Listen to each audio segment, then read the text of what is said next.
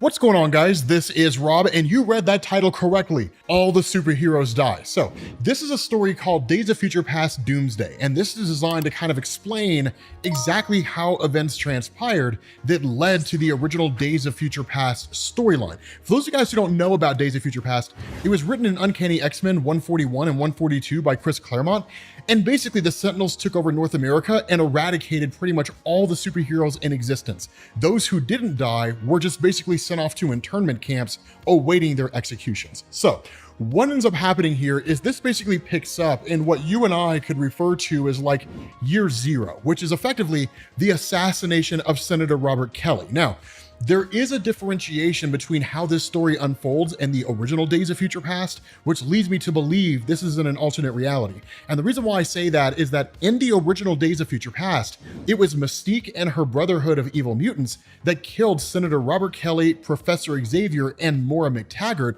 in order to establish that mutants should not be messed with, and that's when everything went sideways. Here, it's just Robert Kelly, and in fact, Charles Xavier will show up over the course of this story. But within 4 years of Robert Kelly's assassination, William Stryker is sworn in as President of the United States. Now, this is a horrific circumstance. And the reason why is because William Stryker is a religious fundamentalist. This guy leads a group called the Purifiers. Their whole charter is that they believe it's their mission from God to destroy the mutant population. Now, William Stryker can't simply just rebrand the United States Army as like the Purifiers and then just start taking out mutants everywhere they go. There is the game of politics. And so in the 5th year, the United States Congress passes the Mutant Control Act. This is exactly what it sounds like. It is a bill passed by Congress to basically restrict the rights of the mutant population. Now, Matt Murdock, Daredevil, ends up approaching the Supreme Court and makes an argument and essentially saying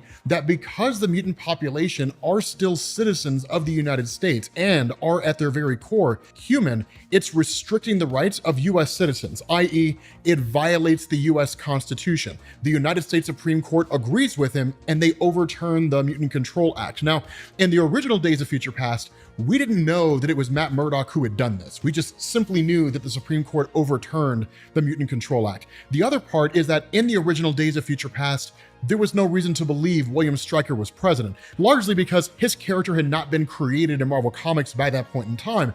But it does make sense, right? Like the original depiction of the president and then William Stryker, they look very similar. And so by year 6, the United States government does exactly what it did in the original Days of Future Past story. It launches the Sentinel program. Now, something to understand about this whole Sentinel program, and the history behind it is super fascinating. You had a guy by the name of Bolivar Trask. Bolivar Trask was the one who originally created the Sentinels, but these are not necessarily Bolivar Trask Sentinels. They are, but they're not. The Sentinels that you're familiar with from like X-Men the animated series and so on and so forth, that's Stephen Lang, not to be confused with Scott Lang. The two of them are not related. But basically, after Bolivar Trask was originally defeated in the X-Men comics, the Sentinel program was handed over to Stephen Lang, who basically redesigned them, updated them with newer technology, and sent them out into the world. Such as it is, it doesn't look like Stephen Lang has any involvement here. So effectively, they're using the Stephen Lang design, but Bolivar Trask and the Trask dynasty are essentially the ones behind it. But by year 11, the Sentinels are sent out into the world, or really into the United States itself.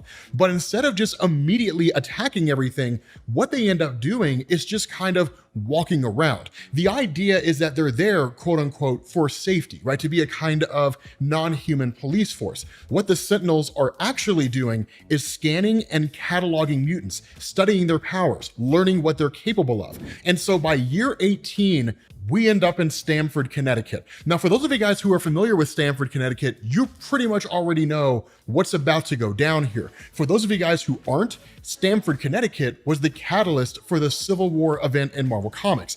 Basically, things transpire almost the exact same way, but it doesn't lead to civil war. Instead, what ended up happening here is that because of the passage of the Mutant Control Act, the Avengers resigned in solidarity with the mutant population. Exactly how that is in solidarity of mutants, I don't necessarily know, because I don't see the Avengers fighting alongside them, right? So what you end up getting by the federal government is basically the creation of the Defenders. Now, this is not the first time in Marvel Comics that the federal government has created a federally sanctioned superhero team. And in fact, if my memory serves me, the original X Factor from Bob Layton and then eventually Walter and Louise Simonson, yes, that team was composed of like the original X-Men just on a team of their own. When Marvel relaunched everything in the 1990s and you got Uncanny X-Men and then X-Men Volume 2, X Factor ended up getting a new roster with like Strong Guy and people like that, but they were a government-sanctioned superhero team. So it's not that uncommon to see. And you even saw it more recently in the events of like Dark Reign, right? And so on and so forth. But the kicker here is that while these guys look like Avengers, they're not. A really good example of this is that instead of Steve Rogers as Captain America, it's John Walker, i.e. US agent. Instead of Iron Man, you basically have Obadiah Stane operating as the Ironmonger, making himself look like Iron Man. But the thing about this is that as far as the X-Men are concerned, it's just them fighting a villainous group out in Stamford. But then Wolverine picks up on a scent and he realizes something's wrong here, right? Like there's something going on. Specifically, he figures out that when it comes to Nitro, his scent's all wrong, right? That he's got some kind of chemical or drug in his system. And that's when we realize it's basically just like it was at the beginning of Civil War, that Nitro has taken mutant growth hormone, basically a drug that amplifies the powers of mutants. And because Nitro's ability is to self-detonate and let off a massive explosion without destroying himself, it's exactly what happens here. He blows up the entirety of Stamford, Connecticut. Boom. President of the United States declares martial law. Now, here's where I kind of disagree with exactly what's going on here, right? We do get Valerie Cooper, who's the Office of National Emergency Liaison for Mutant Affairs. For those of you guys who don't know about Valerie Cooper, this girl was like hardcore, man. Like the Commission on Superhuman Activities. If you guys remember like the old Chris Claremont stuff from back in the 70s and 80s, that was all Valerie Cooper. In effect, she was kind of like the liaison to the superhero community, and she was the one that would keep them on a tight leash as far as the federal government was concerned. Because back at the time when Days of Future Past was originally written, the general consensus when it came to like the entirety of the superhero community, and you saw it in like the Fantastic Four, the X-Men, Captain America comics, so on and so forth, is that the federal government was very much cracking down on superheroes being able to have this kind of like free reign out in the world and all the kind of stuff that came with it. Where I disagree with what's happening is we've got Henry Peter Gyrick and Wilson Fisk along with Simon Trask. When it came to the original Days of Future Past event, there was no internal human circle. And in fact, the Sentinels had basically just become self-aware. What I do like is that it looks like they're kind of starting with this, but they're not going to end with this. Because what Simon Trask does is he speaks up and he says, okay, we may have an unintended consequence here. And when the question is asked, what's the unintended consequence? He says the Sentinels' primary directive is to maintain order and protect the populace. I'm concerned they might determine that the most efficient means to do so is to simply just take over. And when the question is asked, what does this have to do with Stamford, Connecticut? The response of Simon is, martial law means the suspension of civil rights.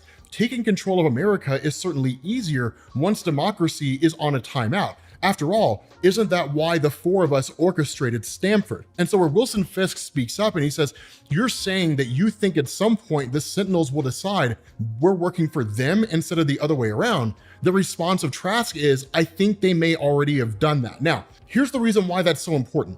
In the Days of Future Past comic, when the Sentinels took over, while we weren't explicitly told exactly what their line of logic was, it was pretty simple. And in fact, X-Men the Animated Series explained it perfectly, that when the Sentinels were tasked with basically seeing mutants as the enemy, it was a logical choice for humanity, an illogical choice for the Sentinels, because Sentinels are just robots. They just follow orders, right? They really don't understand nuance. With humanity, we routinely look for reasons to justify our belief systems, even if our justifications are nonsensical, right? We can just make up any reason we want to and then go forward believing that. For a robot, it makes no logical sense. And so the Sentinels would look at the mutant population, they would look at the human population, and they would say, by all standards of measurement, mutants are humans. Therefore, if our task is to control the mutant population, that means control the human population. And that's why in the original Days of Future Past storyline, the Sentinels took over everything. And in fact, a perfect example of the nonsensical logic of humanity comes in the form of Simon Trask debating Steve Rogers on national television. And what ends up happening is Steve Rogers presents basically the logical argument, right? The one that you or I or anybody would expect to see, which is to say, what's the difference between like the Avengers or the X-Men or the Fantastic Four, right? Like the Avengers and Fantastic Four routinely save the world and we're championed as heroes. The X-Men do the same thing. And you basically see them as like criminals, people that need to be contained and controlled. But the response of Simon Trask is, we're talking about two distinctly different things. Number one, the Avengers all gained their powers through some kind of external means. You, Steve Rogers, got your powers by way of the super soldier serum. That the Incredible Hulk was a result of gamma radiation, Thor is a godly being, so on and so forth. With mutants, their powers developed during puberty. So are we really supposed to just kind of stand idly by as a 13-year-old who has no real understanding of the full totality of their actions and the impact that they have, who has the ability to simply just wipe out an entire school system with some kind of an explosion or shoot lasers out of his eyes or read the minds of other people? Do we just kind of let that kid exist? Like, who knows what might happen in that circumstance? Are you really going to tell me that we don't have the right to be afraid, right? That regulating these human weapons isn't the safe and necessary thing to do. This is not prejudice, Captain, it's common sense. And that's really where the crux of the entire argument came from, that if mutants are people who develop their powers at such a time in their life to where they can't truly understand the consequences of their actions, should they be allowed to just roam free out there in the world? Or should they be regulated and controlled the same way that we control guns and different things along those lines? That's where the arguments get interesting, because then as people, we would just kind of arbitrarily say, but like they're human though, so we can't do that because there's just an arbitrary difference that we've created between a dangerous human and like a dangerous weapon, right? You know, so it's really interesting how this whole thing unfolds. But where the heroes really start to die really comes by way of Spider-Man. And the reason why is because what we're told is that as time progressed, humanity stopped differentiating between heroes and mutants. And what initially started out as anti-mutant fervor became anti-hero fervor. They started going after everybody. And so where there's like this great big huge protest that erupts between mutants and humans, Spider-Man steps in, he tries to quell everything, and they beat him to death. They literally kill Spider-Man. Now, one of the things that's kind of discussed there is that Peter Parker could have stood up to them and he could have fought his way out, but the concern is that he didn't really want to hurt anybody. I gotta tell you, man, if I'm Peter Parker and I'm being attacked by a mob of people, everybody's gonna get one, right? Everybody's getting attacked. I'm making it out of there. Just be glad I don't kill you in the process, right? But then following that, you pick up with Professor Charles Xavier. And this is where things get interesting, because what's been going on in the midst of all of this is Magneto is making his move. And where this does kind of seem to come out of left field, the logic of Magneto is actually incredibly sound here, because with the X-Men trying to find Magneto and Magneto going after like the world's nuclear arsenals, of course, S.H.I.E.L.D. steps in, S.H.I.E.L.D. aids the X-Men in helping to locate the Brotherhood of Evil Mutants, but then the group goes directly after Magneto. And this is one of those instances where I guarantee you guys are going to look at this and you're going to be like, Magneto's 100% right. Because what ends up happening is where Xavier says, no, we can't do this, Magneto. You're playing into their hands. They want to see a violent mutant out there doing violent things to justify their belief systems. The response of Magneto to Charles Xavier is, you're talking as if they're using any kind of logic. They've made up their minds. The Mutant Control Act has been passed. Like, they're targeting us. There's no more like trying to stop this from happening. There's no more like reasoning with them and trying to get them to understand, right? He's like, they are counting on nothing except your pliant acquiescence. And he says, they pass laws to make criminals of us and you do nothing. They send out sentinels to march across our country and you do nothing. They use us as a pretext to declare martial law and you do nothing. Tell me, Charles, all these men and women, so many enemies who hate and fear us, and yet the only person you and your X-Men stand against is me. And so it's such a phenomenal argument here, because the response of the X-Men is like, we're coming after you because you're trying to take over the world. And Magneto's whole stance is to protect us from them, because this is no longer a debate, or this is no longer a discussion that can be had.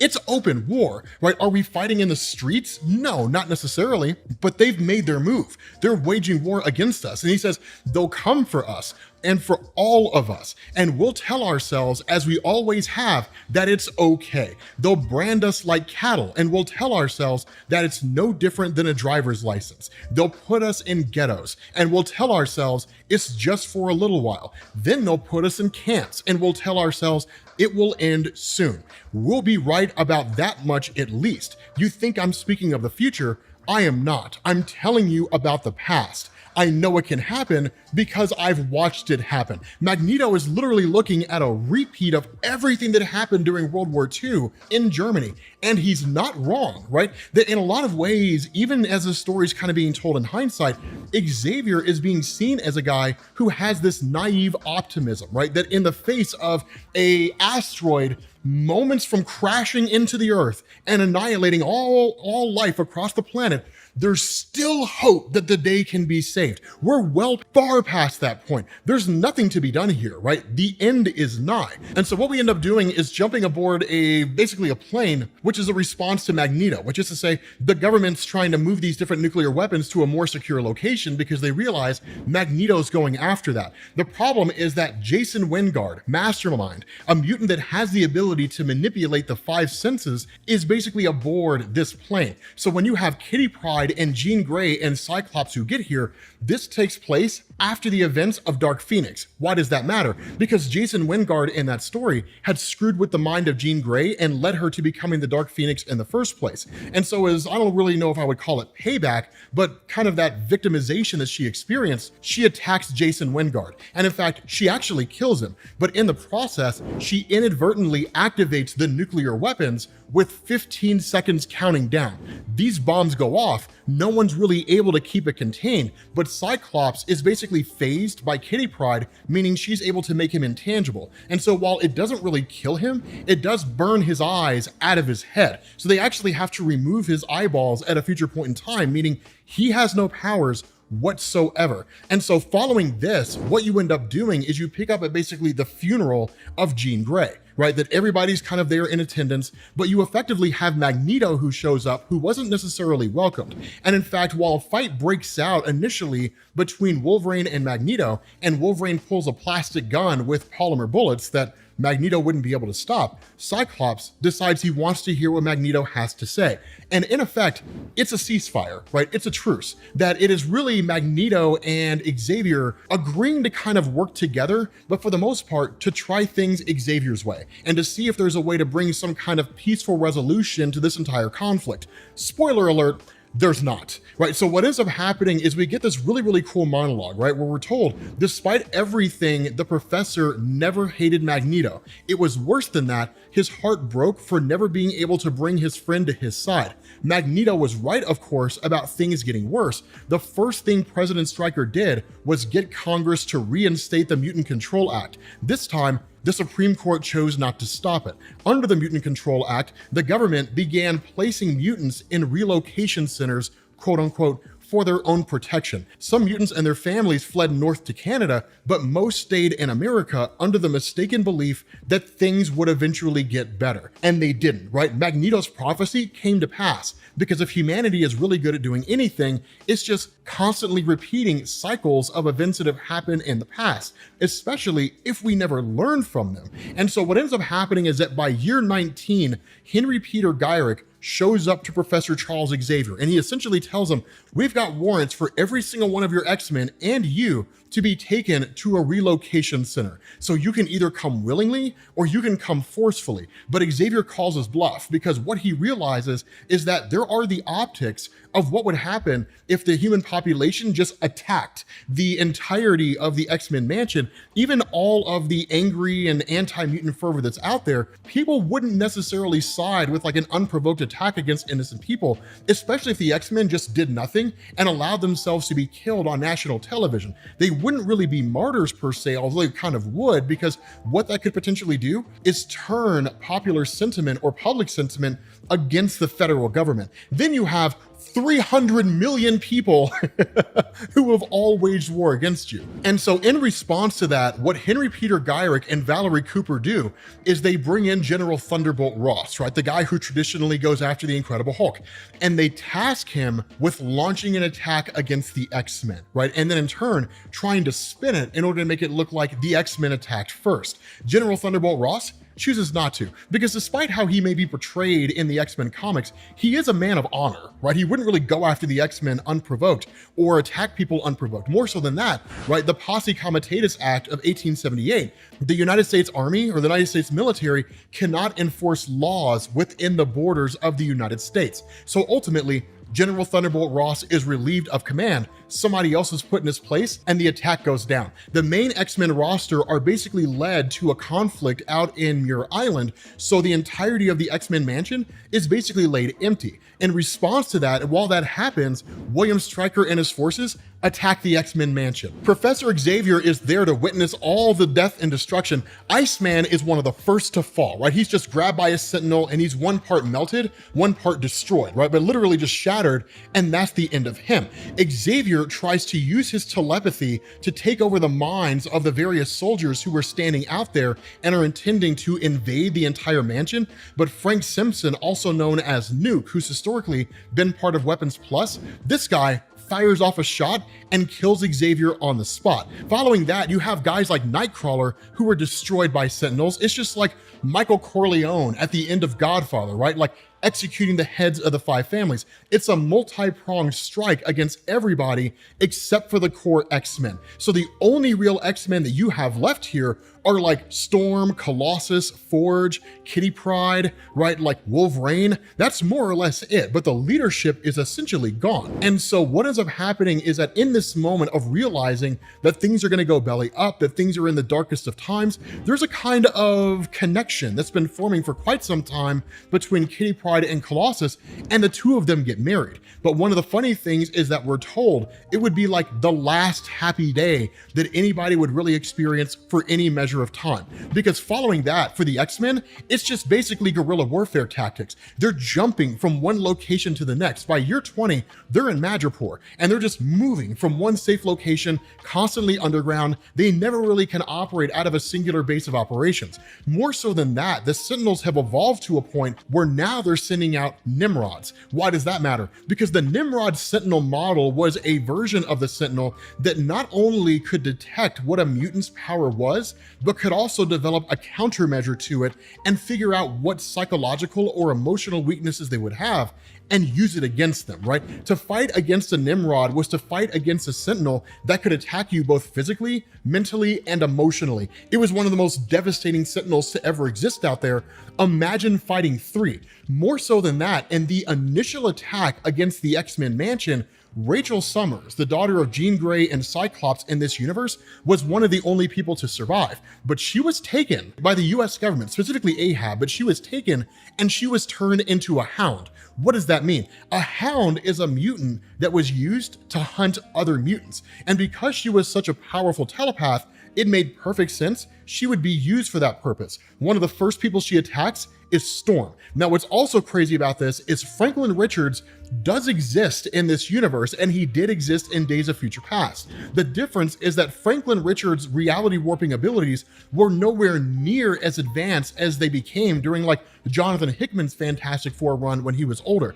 A lot of that was because when Franklin was younger, Reed Richards put mental blocks in his head to keep him from accessing the full totality of his powers. More or less, it looks like during Days of Future Past, those mental blocks were never removed. So he's just like a really capable telepath and telekinetic, but we don't know if he'll ever tap into his powers. In the original Days of Future Past story, he never did. He never accessed the full totality of his reality warping abilities. He did in Days of Future Present, but he never did in Days of Future Past. And so where Storm and Franklin Richards are both taken into custody by the US government and taken into an internment camp, Forge and Beast are 2 of the last X-Men remaining, and Beast agrees to stay there and to help Forge face off against the Sentinels, Beast is eradicated in an instant. He's destroyed. The Sentinels in turn take Forge. And the only thing we're told is that the fate they have for him is a fate worse than death. And so following that, you switch over to year 22, right? We're told in the years that followed, the Sentinels only stepped up their aggression.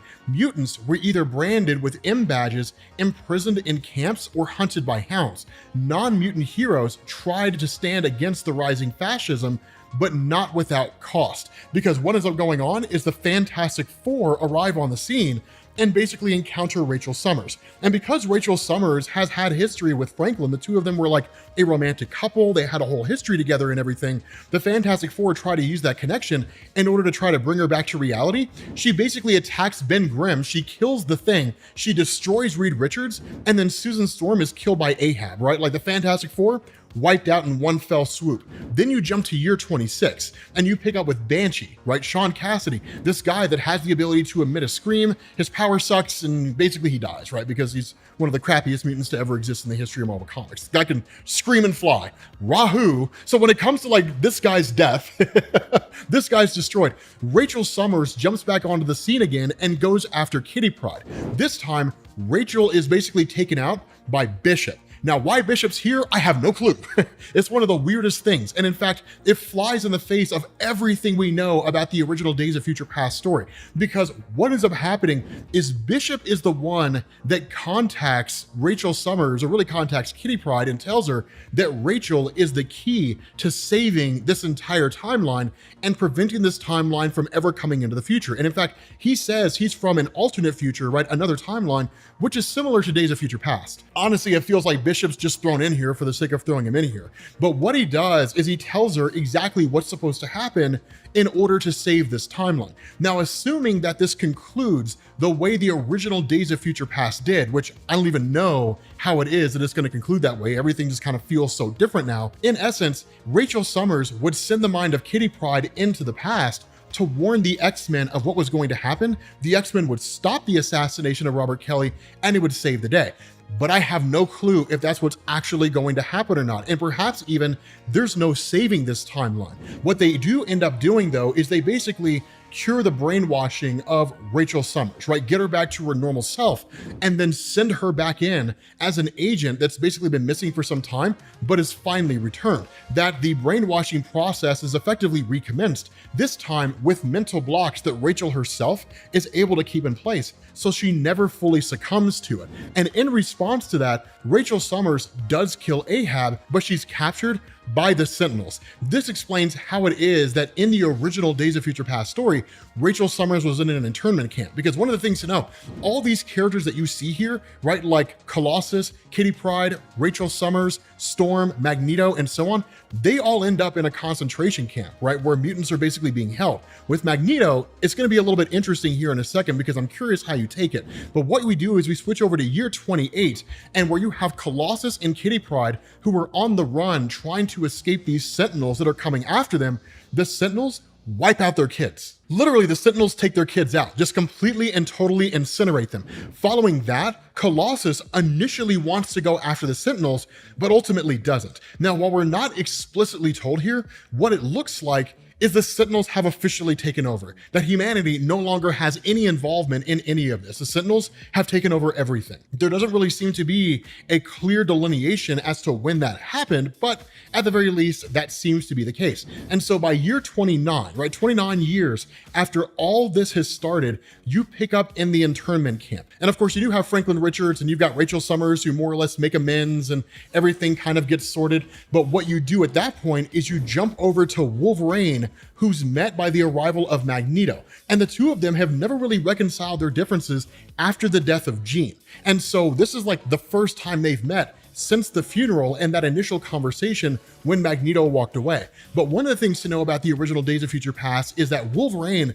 was actually working with the North American Resistance, meaning he and other mutants that were out there that hadn't been captured were operating inside Canada, which largely became a kind of safe haven for those mutants that didn't stay in North America. And he would occasionally travel to the United States, which would basically become a safe haven for those mutants that didn't stay in the United States. And that in turn, he would travel back and forth between Canada and the States, either either helping people escape the US or bringing information to those who needed it and taking pot shots against the Sentinels where he could, when he could. But what Magneto does here, in kind of a weird decision, I don't really know why Marvel did this, but they basically say that like the Sentinels have found a way to weaponize the planet itself by causing like environmental calamity, right? It kind of seems unnecessary, seems a little over the top, and seems like it's injected here for no real logical reason, but they're basically using Scarlet Witch to do it. So Magneto, leading a resistance force consisting of Wolverine and Jubilee, ends up going in, rescuing Wanda Maximoff. Wanda's taken by Wolverine out of the entire facility, but not before she destroys the machine, and kind of tells Magneto, keep on fighting. Whatever you do, just keep going. And so what happened is that somewhere along the line, basically in what was formerly Asteroid M, which was at one point a base of operations for Magneto, that it has now become a prison for the mutant population. Now that's one of the big differences between the original Days of Future Past and this one. And the original Days of Future Past, and in fact, we'll actually get to that point in the story, that main internment camp was actually in New York, right? But what ended up going on here is that when the Sentinels first started capturing mutants and they set up this internment camp, that what they did is they created a kind of central hub, right? A kind of mainframe computer. And that computer controlled the inhibitor collars that all the mutants wore, right? The collars that basically shut their powers down. Some kind of a riot took place where the mutants were able to destroy the central computer, they reactivated their powers, and they went to war against the Sentinels. And for a moment, they were winning. For a moment, they were winning, and it looked like the day was saved. But then reinforcements arrived. Now, this is another big difference, right? In this moment, what you see here is a combination of Mark I and Mark II Sentinels along with Nimrods. Now, the big difference between the original Days of Future Past and this Days of Future Past is that in the original story, the reason why the Sentinels were able to take over North America and really wipe out most of the superhero community is because there were just so many of them, right? Like they just multiplied like crazy. So there were thousands, tens of thousands of Sentinels traveling around North America. So any attempt by any remaining members of the superhuman or even human population that tried to fight Sentinels found themselves in a war of attrition. The Sentinels would just keep coming and coming and coming. Eventually, these guys would be worn down and they would either be captured or killed. The Nimrod Sentinels didn't appear until much later on in the Days of Future Past universe. We didn't figure that out until the story Days of Future Present, which we'll talk about a little bit as we get towards the end of this because it's really cool. The important thing here is that there were seemingly only 2 mutants left alive in this riot. The first one was Laura Kinney, X-23, who pretty much all of you guys know about, and the other one was Synch, right? Everett Thomas. Now, Everett Thomas has grown more popular, at least in more recent years, since Jonathan Hickman's reworking of the X-Men mythos, but this guy is ridiculously overpowered, especially now because his powers have evolved. But in essence, he can duplicate the powers of anybody who's near him. A great big caveat that was adjusted, or kind of a boost to his power that was given recently, is that there's no limit to how long he can hold on to that power for. So he could walk through like a field of mutants, copy all their abilities, and then hold on to those powers seemingly for the rest of his life. So the guys like Peter Petrelli from Heroes back in the day, if you guys remember that show. And so this whole event is actually told to Franklin Richards, Magneto, Storm, Rachel Summers, Colossus. It's told to them by Kate Pryde. She's kind of hearing it all, or at least repeating it all to them, because she heard it secondhand. It just happened over there off the coast of San Francisco. Nobody really knows for sure who survived or anything. But following that whole event, that's when you start to fall more in line with the traditional Days of Future Past story, where each one of the mutants had an inhibitor collar that had to be turned off individually. So there was no mainframe to destroy. The only way to get your powers back was to destroy your own inhibitor collar. But if you did that, it would detonate and it would kill you. So just because of the fact that none of the mutants wanted to die, they were stuck with really these inhibitor collars around their necks.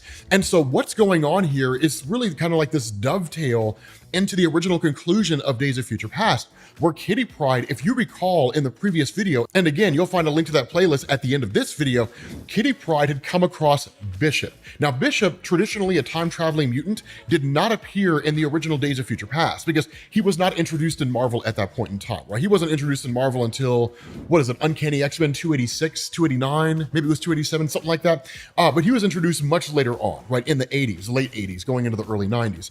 But the kicker about all this is that Bishop had told Kitty Pryde, you guys need to find a way to time travel. It's the only way for you to save your current universe. Now, before a lot of you guys kind of get dismissive and you're like, oh my God, really time travel hijinks?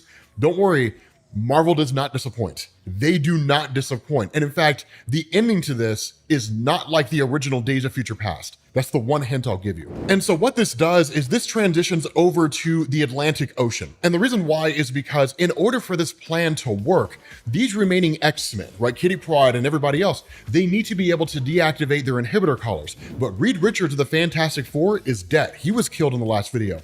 Iron Man was killed in the last video. There's no one out there, right? Hank Pym, Ant-Man, all these guys, Bruce Banner, there's nobody else out there with the level of wherewithal and the technological prowess to deactivate these collars except for one guy, Forge. Now, for those of you guys who are familiar with Forge, and I imagine there's probably a few people who are not, Forge is basically a mutant whose power basically turns him into Tony Stark. That's really what it is. If you take away his mutant power, he doesn't really know how to do anything. But with his mutant power, he's just this genius technological inventor. But because of his capabilities, the Sentinels didn't kill him. Instead, they've been using him as a guy that can help them advance their own machinery and advance their own capabilities. Now, this is also another big difference between the original Days of Future Past.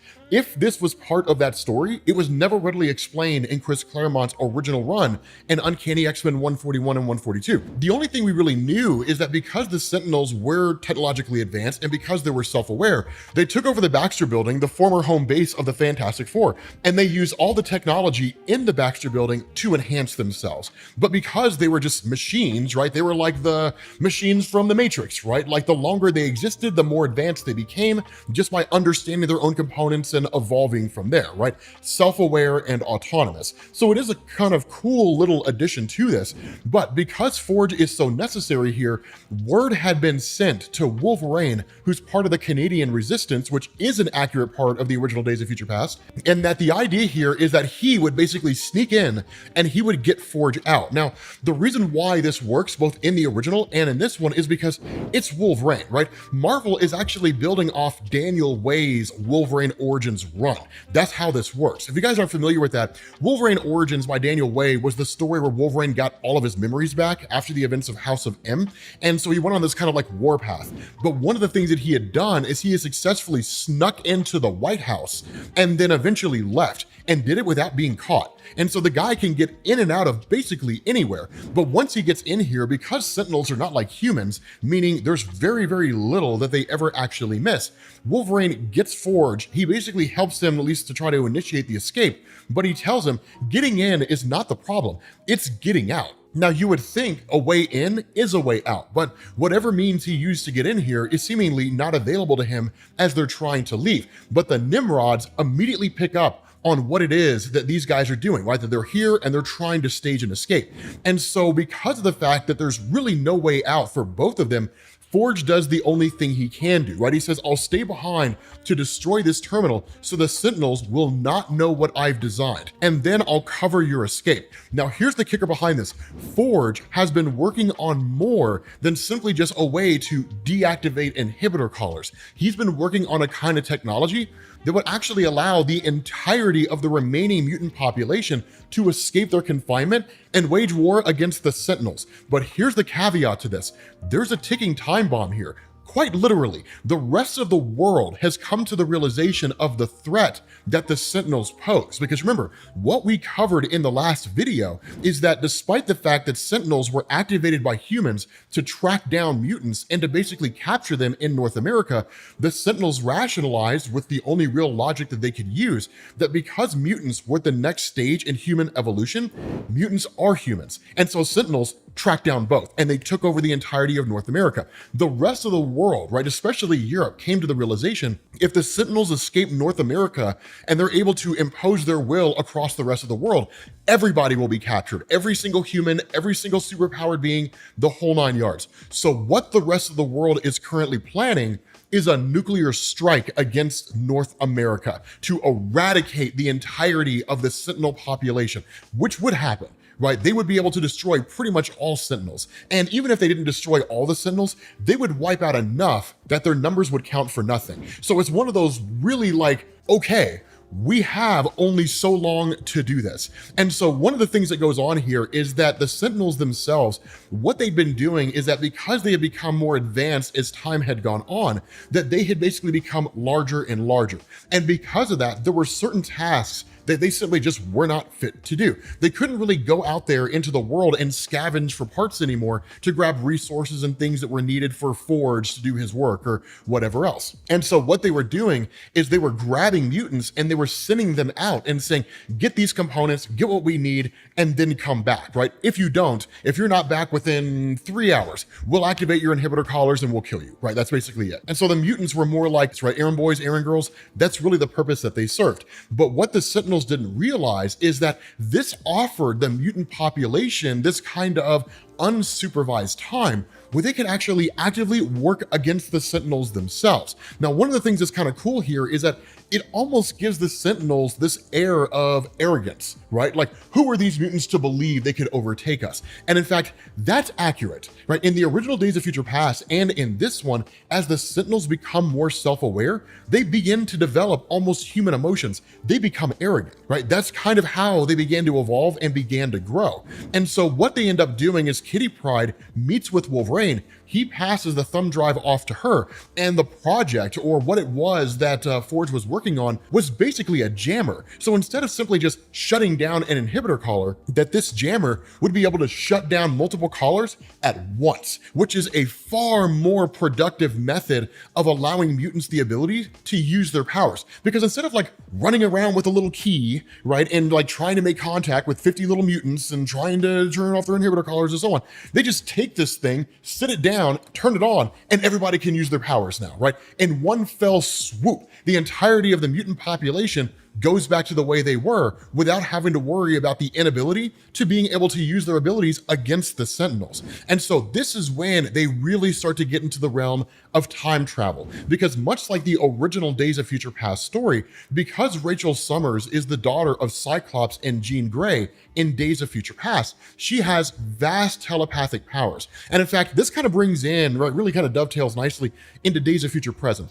Days of Future Present, while it's not part of this story, it seemingly leads into it, but Days of Future Present was a story that was told in Marvel Comics back in the 80s that basically explained how it was that Rachel Summers arrived in the main Marvel universe. And we'll talk about that a little more as we get towards the end of this, because you guys are going to kind of find yourselves in a sort of precarious position. I'm curious to see how you guys respond to it if you never read the original Days of Future Past. But this whole plan, this was the idea of Bishop, right? It was like Bishop's idea. Have someone send your mind into the past, into the younger body of yourself. Because if your physical body goes back there, you could get stuck. Any number of things could go wrong. But by sending your mind into the past, especially with like a telepath like Rachel Summers, she serves as an anchor. She can yank you back, right? It's a tether, that kind of thing. And so Kate Pryde's mind goes into the body of her younger self. And for those of you guys who read the original Days of Future Past, this is all familiar to you. So I'm going to cover this more for the people who never read the original story, so you're not left hanging, because it's a landmark story, the most iconic X-Men story ever told. Honestly, I think it's better than the Dark Phoenix saga, if I'm being quite frank with you guys. But that's because I love it when there's like death, pandemonium, and the end of times in Marvel Comics, when everybody dies. I love those stories. And so Kate Pryde's mind going into the body of her younger self when she was like, what, like 15, I think it was, maybe like 12 or 13 when she first joined the X-Men, she's able to stop the assassination of Senator Robert Kelly. And as soon as that happens, her mind is yanked back. And so one of the things that is a little bit different here is that unlike the original Days of Future Past, where she goes back and kind of meets with the X-Men and gets to know them and all that kind of stuff, you get that to a degree here, but it's kind of passed over super fast. And I think a lot of that is because Marvel's kind of relying on people to understand the original Days of of Future Past. All that really means here is that when Kitty's mind went back into the past in the original Days of Future Past story, that she actually spent a few days, like a week or so, with the X-Men, basically saying, hey, this is going to happen at this point in time here in a little while. You guys need to be prepared for it, right? She actually spent time, learned about the X-Men, different things along those lines, and then took those lessons back with her into the future. And that's exactly what happens here. But there was also a plan B, because there was no guarantee that her going into the past and changing it would change the future. And we'll talk about why that matters here in a second, because Marvel invokes branch universe theory both in the original Days of Future Past and in this one. And so what happens as part of this plan B is that with the inhibitor collars deactivated by way of the jammer, it allows them to remove the inhibitor collars proper and then stage their attempt escape against the Sentinels. Now, much like the original Days of Future Past, basically everybody dies, right? Like Storm is able to help them stave off the Sentinels for a little while. Magneto stays behind in his wheelchair to basically cover their escape, right? Like it's one of those things where they're kind of like, I mean, look, his wheelchair would have slowed us down. He made the right call to stay behind, right? The Sentinels come out of nowhere. They annihilate Franklin Richards. Here's a big kicker, because this is something that a lot of people asked about with Franklin Richards in the original Days of Future Past and the stories that came after. Because one of the things that a lot of people don't know about Franklin is that with Days of Future Past, he was just introduced as the son of Reed and Susan. But his whole like crazy level reality warping powers, right, that wasn't until much later on. So a lot of people asked the question, if Franklin Richards, by virtue of the establishment of his reality warping powers when he was an adult, if he was so incredibly powerful, why is it he was destroyed by the Sentinels? The only real explanation Marvel and even us as the fan base were able to offer was twofold. Either one, in this universe, he never attained that level of power. He never really became this crazy reality warping character. Or if he did, none of the events transpired in his history that led to him realizing he had that power, right? So the old Fantastic Four story, when he was frustrated working with a Rubik's Cube and aged himself up into an adult, what is it, Fantastic Four 145 or 146, something like that? That story never happened, right? So like he never realized he could alter reality. None of those things took place. The Abraxas saga never took place. Hickman's Avengers and New Avengers never took place, right? Because most of the superheroes were dead by that point. And so again, it's one of these things where he was a telepath and telekinetic, but that was basically it. He didn't have his crazy reality warping powers. But the long and short of this is that this guy's destroyed, right? So two of them are down. Rachel Summers, being the love interest of Franklin, she kind of stays behind a little bit, right? And just kind of continues to attack the Sentinels using a combination of her telepathy and telekinesis, which creates a kind of psionic blast that just blows the head off of one of these Sentinels. But again, their goal is to basically keep moving forward, is to find a way to attack the Sentinels' main base of operations, i.e.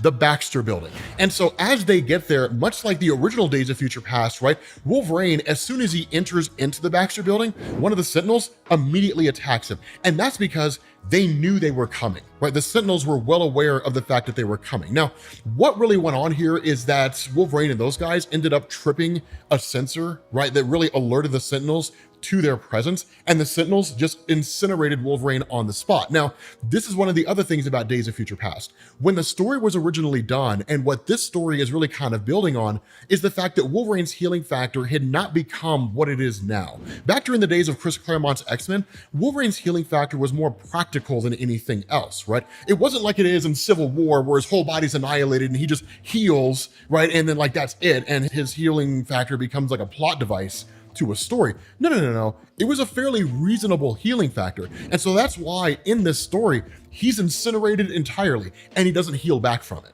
right? He's incinerated all the way down to his adamantium skeleton. It's not to the point where it's like, well, all you need is a cell and then he'll heal back from everything. No, it's not like that anymore. Of course, Storm launches an attack. Storm's impaled with a spear. And then Colossus goes to make an attack on one of the Sentinels. Now, unlike the original Days of Future Past, where all you see with Colossus is that he goes to attack one of the Sentinels and he's seemingly killed and thrown out of a window, this is where things begin to shift. Because unlike the original Days of Future Past, where it's the end of times for everybody, Magneto survived.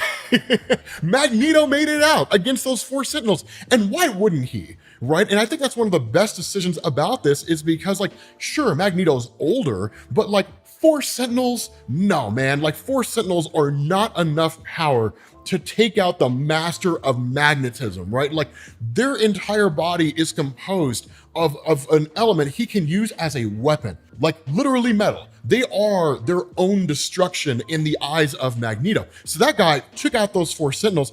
He arrives on the scene, and then he goes after these 4 Sentinels. And in fact, he seemingly seems to issue kind of like an EMP to a degree. But one of the Sentinels, which is basically in the process of failing and deactivating, grabs Colossus and then squeezes him to the point where his body basically just crushes. Now, that is one of the things to understand about Colossus. His organic metal skin is actually called osmium. It is not indestructible. It's not like adamantium or vibranium or something along those lines. It is highly resistant to extreme high and extremely low temperatures, but given the nature of the Sentinels, the strength that they possess in an effort to basically take out guys like the Incredible Hulk and people like that, sure, they were able to destroy this guy's body pretty well. But that's when Kate Pryde wakes up, and ultimately it comes to this realization, nothing in the future has changed. Now, that's where the original Days of Future Present came into play, because the belief with the original Days of Future Past is that by stopping the assassination in the past, everything in the future would just cease to exist. Much like the movie, right? Like if you guys remember in the movie that Wolverine succeeded, that the assassination was stopped, and everybody just vanished. Right? And everything just went back as if it never had hit. Like it was like that future never happened. That's not how it exists here. The argument that Marvel created here is they said, okay, in order to avoid a paradox, it doesn't make any sense logically for the X-Men to go to the past and stop the assassination that creates the future that they just came from. It doesn't make any sense. How do you square that circle? It's going to leave people baffled and nonsensical. So what Marvel does is they create a branch universe. They say, in order for the entire reason for Kate Pryde to go into the past to even exist in the first place, that future has to exist. Days of Future Past has to exist. And so what that meant is that by stopping the assassination, the guaranteed future of the main Marvel universe is no longer Days of Future Past. Right now, it's just whatever form that future takes based on whatever things transpire over the course of the main Marvel universe's timeline. Days of Future Past is now an alternate reality. It's now a what if. What if the assassination had gone through and no one had been there to stop it? That becomes Days of Future Past. That's how that works when it comes to branch universe in Marvel. And so because of this, they are basically now living in an alternate reality. And because of that, their effort is to find a way to just like stop and annihilate the entirety of the Sentinel forces. Because if they don't, Europe and the rest of the world will nuke North America. And so as they go on this mission, they end up tracking down what's called the High Sentinel Trinity. Basically, these 3 Sentinels that govern everything. Now, that is also a big difference. It wasn't necessarily established at that point in time in the original Days of Future Past, but you ended up learning about a Sentinel called Master Mold, this Sentinel that creates other Sentinels. Kind of a funny little tidbit here. There was a story in the 1990s called Operation Zero Tolerance, where you basically ended up coming across a guy named Bastion, who was the result of the Nimrod Sentinel from Days of Future Past traveling to the present and merging with Master Mold in the present day and creating a whole new guy. Operation Zero Tolerance was dope. That was really good. It was almost as good as Extinction Agenda, right? It was a really good, the 90s were a great time to read X-Men, to be honest with you guys. We need to cover like X-Men in the 90s. That's what we need to do. 90s X-Men comics. It was a great time. And so what this does is it basically leads to the Resistance Force making its move. The cool thing is we have Magneto, we've got Rachel Summers in her traditional outfit, right? Black with the ponytail, the whole 9 yards, the one that she's the most synonymous with from like her original appearances. Bishop is here, of course, alongside Kate Pryde. And then we also find out that Synch and Laura Kinney both survive. And these guys race into this conflict against the Sentinels in order to destroy them. But we don't find out what happens because that's the end of the story. With that being said, guys, we're going to bring this to an end. If you need to get caught up, make sure you click this link to the playlist and I will catch you all later. It's one crazy cliffhanger, isn't it? Peace.